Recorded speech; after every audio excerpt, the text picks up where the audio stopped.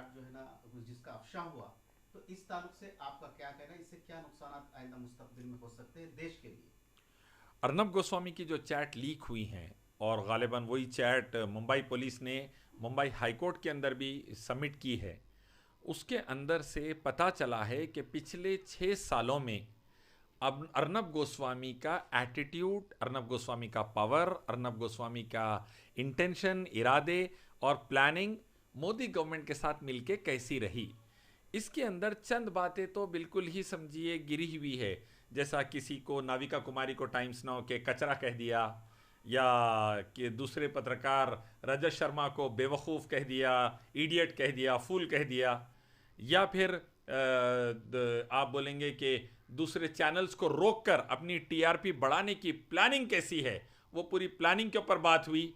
लेकिन इसके अंदर जो सबसे खतरनाक चीजें सामने आई है वो है पुलवामा अटैक में जो हमारे 40 आर्मी के जवानों ने भारत के लिए जान दी है, उसका अंदाजा पहले से कहीं से गवर्नमेंट के बड़े ओहदेदार ने इशारा दे दिया तो अर्नब गोस्वामी को मिल गया था। और वो कह रहा है पुलवामा अटैक से पहले और बाद की चैट में अंदाजा होता है कुछ बड़ा होने वाला है, कुछ बड़ा होने वाला है।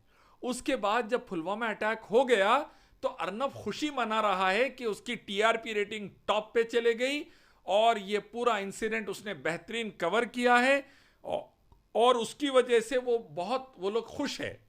उसके बाद जब बालाकोट एयर स्ट्राइक की बात आई, 3 दिन पहले अर्नब गोस्वामी को आइडिया मिल गया था और उसने नाम लिया है एनएसए अजीत डोवाल का कि कहीं वहां से इत्तला मिली है उसको। और ये सबसे खतरनाक बात है भारत के लिए, भारत की नेशनल सिक्योरिटी खतरे में आई। हमारे फाइटर्स गए पाकिस्तान में तो एक फाइटर हमारा प्लेन गिरा वहां पर, और अभिनंदन हमारा पायलट पाकिस्तान की हिरासत में रहा, लोगों ने मारकर उसको जख्मी कर दिया और मुश्किलों से हम उसको वहां से लेकर आए। ये तमाम चीजें बताती है कि नेशनल सिक्योरिटी पर कॉम्प्रोमाइज हुआ है। मीडिया में अर्नब गोस्वामी मोदी गवर्नमेंट के दलाल के तौर पर काम कर रहे थे और उसकी वजह से बहुत ही भारी भारी सिक्योरिटी का लैप्स हुआ है। मैं समझता हूं मोदी गवर्नमेंट बगैर देर करे रिजाइन करना चाहिए, वरना आने वाले दिनों में और क्या क्या हमारी नेशनल सिक्योरिटी पर कॉम्प्रोमाइज चाइना के बॉर्डर पर हो रहा है, अल्लाह जाने। ये तमाम चीजें निकल कर आई हैं और बड़ी खतरनाक है। और एक जो चीज बहुत खतरनाक है, उसमें सामने वाला अर्नब से कह रहा है अरे वो केस जज को खरीद लो, जज को खरीद लो। यानी अंदाजा लगाइए जजेस बिकाऊ हो गए हैं, ये हमारे माहौल से पता चल रहा है। तो ये चैट्स बात खतरनाक चीज़ों की तरफ इशारा कर रहा है, जुडिशरी और सिक्योरिटी को खतरे में डाल रहा है। इस पर फौरी एक्शन लेकर अर्नब गेट वाले मसले को पूरी तरीके से ईमानदारी से इन्वेस्टिगेट कराकर मोदी गवर्नमेंट को जिम्मेदार खड़ा करना चाहिए मेरी नज़र। सब मेरा दूसरा सवाल ये है कि खासतौर पे जो है भारतीय जनता पार्टी की जो नफरत की सियासत से सारे हिंदुस्तान के कोने में उसका प्रचार जो है कर रहे हैं, और हालिया अरसे में आपने देखा कि तेलंगाना के अंदर इस किस्म की कुछ बातें की गई, सर्जिकल स्ट्राइक की बातें या जो है ना इस किस्म की बातें। इसके बाद में फिर हालिया अरसे में 8 दिन पहले इस किस्म से देखा गया कि आंध्रा में कई एक ऐसे जो है ना रिकेक जो है ना कमेंट्स किए गए जो है बंडे संजय की तरफ से, और कहा गया कि आपको क्या बाइबल चाहिए या गीता चाहिए। तो इसका कुछ ऐसा रिएक्शन आया कि वहां पे कई एक ऐसे मनादिर के ऊपर हमले हुए, ऐसी कुछ मीडिया इत्तलात है। तो इसके पीछे बाद में तहकीक में पता चला कि ये जो है ना भारतीय जनता पार्टी के कुछ वर्कर्स भी थे। तो इसके बारे में आपका क्या कहना है? देखिए, जिस वक्त जहरीले जुमले कहे जाते हैं लीडरों की तरफ से आरएसएस और बीजेपी के, तो वो ग्राउंड बनाते हैं। फिर उसके बाद क्या करते हैं, अपने चंद हरकारों को, अपने वर्कर्स को, आरएसएस के सम फैनेटिक्स को भेजकर चंद मंदिरों वगैरह पर अटैक कराते हैं ताकि माहौल गर्म हो जाए। उसके बाद हिंदू मुस्लिम फसाद, हिंदू क्रिश्चियन फसाद शुरू हो, जिसका डायरेक्ट फायदा भारतीय जनता पार्टी वोट के दिनों में हासिल कर सके। यही हाल आंध्र प्रदेश में दोहराया गया है।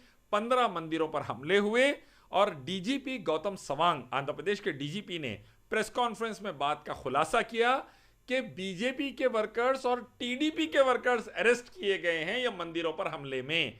गणेश जी की मंदिरों पर हमले, श्री राम की मंदिरों पर हमले हुए और नुकसान पहुंचा गया मूर्तियों को, डाइटिस को। तो पता ये चला कि कहीं ना कहीं बीजेपी और टीडीपी मिलकर ये पूरा गेम सेट करे थे ताकि हिंदू और क्रिश्चियन, हिंदू और मुस्लिम में फसाद हो, और बीजेपी इकोनॉमी के साथ, कंपनियों के साथ, देश के साथ, नौकरियों के साथ, किसानों और मजदूरों को बर्बाद करते हुए यहाँ का अमनो चैन और सलामती भी बर्बाद करे और वोट ले। ये प्लानिंग बीजेपी की तरफ से थी। मैं समझता हूँ बंडी संजय के लेवल पर या उससे ऊंचे लेवल पर यह प्लानिंग की गई है। इसका थरो इन्वेस्टिगेशन हो और जो भी जिम्मेदार है अमनो अमान और सलामती को डिस्टर्ब करने के लिए उनको जेलों में डाला जाए, आंध्रा ही नहीं भारत को बचाया जाए। सब तो आप क्या समझते हैं कि इसका असर आने वाले बंगाल के जो चुनाव है, तो क्या इसको नजर में रखते हुए इस किस्म की बात की गई? आप देख लीजिए, आज़ादी के बाद से जब भी फसाद हुए, फैनेटिक लोगों को बीजेपी, आरएसएस को फायदा हुआ, बाद में बीजेपी बनी उसको फायदा हुआ। गुजरात फसादात ले लें, मुजफ्फरनगर फसादात ले लें, जहां भी फसाद होता बीजेपी को इलेक्शन का फायदा होता। इसीलिए उन्होंने आग लगाने में इंटरेस्टेड रहते, बनाने में नहीं, तोड़ने में। और बंगाल का इलेक्शन हो, आने वाले दिनों में यूपी का इलेक्शन हो, उसमें डायरेक्ट माइलेज निकालने के लिए ये जहरीले हरकतें फैलाई जा रही है।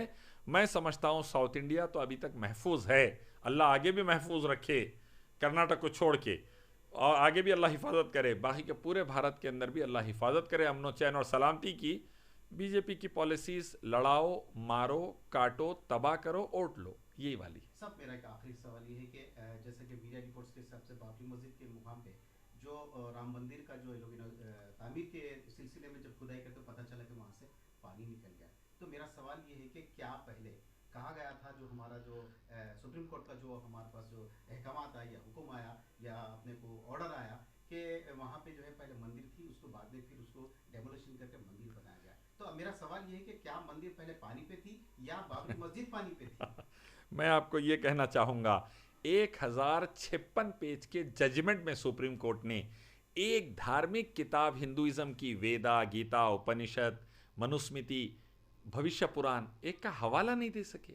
मैं 300 डिबेट्स बाबरी मस्जिद पे अटेंड करा, शंकराचार्य कई बार डिबेट में रहे, मैं चैलेंज करा, एक किताब से बता दीजिए अयोध्या नाम का शहर या श्री राम ये बोले मेरी मूर्ति बना के पूजा करो या मंदिर का डिजाइन, मैं डिबेट छोड़ के चला जाऊंगा, आप जो करना है कर लीजिए। एक रेफरेंस जजमेंट में नहीं है।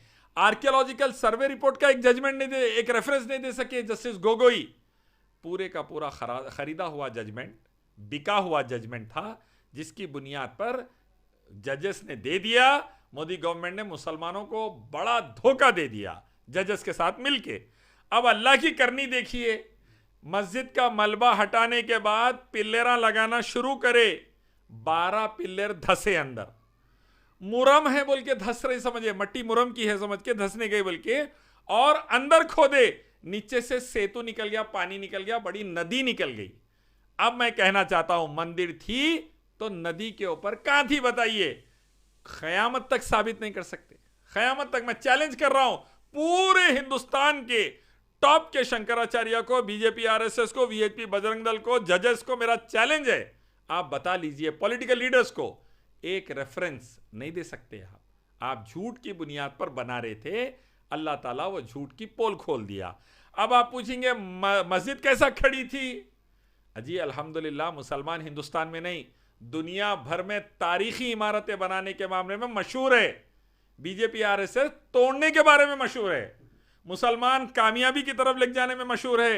इन्हों अंग्रेजों के पिल्ले देश को आग लगाने में मशहूर है। मुसलमानों के वक्त जीडीपी 33% था इंडिया का, अंग्रेज 3% पे लाए, मोदी जी -24% पे लेके चले गए। ये फर्क है हम में और उनमें। हम अल्हम्दुलिल्लाह पानी पे भी मस्जिदा खड़े कर लिए, तुम 12 पिल्लर नहीं खड़े कर सके आज। अल्लाह अकबर, ये अल्लाह की बड़ाई है अल्हम्दुलिल्लाह।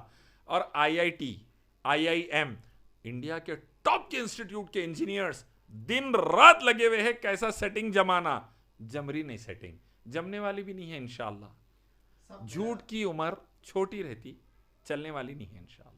सब मेरा आखिरी सवाल खासतौर पे हमारे इलाके तौर पे मैं सवाल जी करना, जी पुरानी जी शहर हैदराबाद की। जी जी जी तो मैं सवाल ये है अच्छा है आप ये सवाल कर रहे हैं। शिकायत रहती मैं हैदराबाद के बारे में बोलता ही नहीं बोलते, हालांकि 50 या 100 से ज्यादा बार बोल चुका, फिर भी शिकायत रहती। तो जज़ाकल्लाह खैर आप सवाल कर रहे हैं। हैदराबाद में खासतौर पे कई एक ऐसे वाक़यात रनुमा है, कत्ल व गारतगिरी के, लड़ाई के, झगड़े के, और इन सब के पीछे जब हम देखते हैं तो पता चलता है कि नशा आवर अशिया इस्तेमाल होने के बाद ही ये वाकयात जो है ना रोनुमा हो रहे हैं। तो ऐसे नौजवानों के लिए जो नशावर चीज़ों का इस्तेमाल करें, उनके लिए आपका क्या बयान? अल्लाह फरमाते हैं तुम नमाज़ों की पाबंदी करो, वो बेहयाई और बुरी बातों से तुमको बचा लेगी। मेरी गुजारिश है मुसलमानों से, नौजवानों से ख़ास तौर पे, और बड़ों से, ज़िम्मेदारों से, हर एक ज़िम्मेदार से मेरी गुजारिश है, मेहरबानी कर कर लोगों को मस्जिदों में लाइए, नौजवानों को मस्जिदों में लाइए, बच्चों को मस्जिदों में लाइए। मस्जिदों से भगाइए मत, मस्जिदों में वेलकम करिए, मस्जिदों से डराइए मत, मस्जिदों के अंदर दिल खोल के वेलकम करिए। कभी किसी की बेल बज गई मोबाइल की, उस पर चिल्लाइए मत, नहीं तो उन्हें निकल के शराब खाने को जा रहा, जुआ खाने को जा रहा, जिना के अड्डों को जा रहा, उसको वेलकम करिए। नौजवानों से कुछ गलती भी हो गई तो तरबियत करिए, बच्चे थोड़ा खेल भी लिए तो तरबियत करिए। बच्चे रोते थे मस्जिद नबी सल्लल्लाहु अलैहि वसल्लम में, अल्लाह के नबी नमाज पढ़ाते वक्त रोने की आवाज़ सुन के रसूलुल्लाह नमाज थोड़ी छोटी कर डालते थे, कम खिरात थोड़ी कम कर देते थे ताकि माओं को तकलीफ ना हो। हज़रत हसन हुसैन इजमाइन गिरते पड़ते चल लेते आते थे, चलना नहीं आता था, छोटे थे, अल्लाह के नबी साहब मेंबर से उतर कर कंधे पे बिठा लेते थे, नमाज में कंधे पे बिठा लेते थे। तो मैं कहना चाहूँगा बच्चों को वेलकम करिए, नौजवानों को वेलकम करिए मस्जिदों में, और नमाज से कौम जुड़ेंगी, एक अल्लाह की इबादत और मोहम्मद सल्लल्लाहु अलैहि वसल्लम की सुन्नत से 90% बुराइयाँ ख़त्म होंगी मेरे भाई।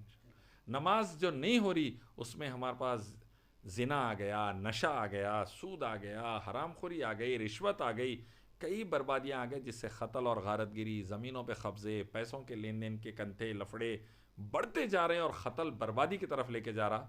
मैं फिर कहूँगा मस्जिदों से जोड़िए, नमाज़ों से जोड़िए, तौहीद व सुन्नत से जोड़िए, कामयाब हो जाइए इंशाअल्लाह। एज़ न्यूज़ और क्राइम टुडे न्यूज़ से बात करने के लिए शरीफ बहुत बहुत शुक्रिया। अस्सलाम वालेकुम रहमतुल्लाह, जज़ाकल्लाह खैर।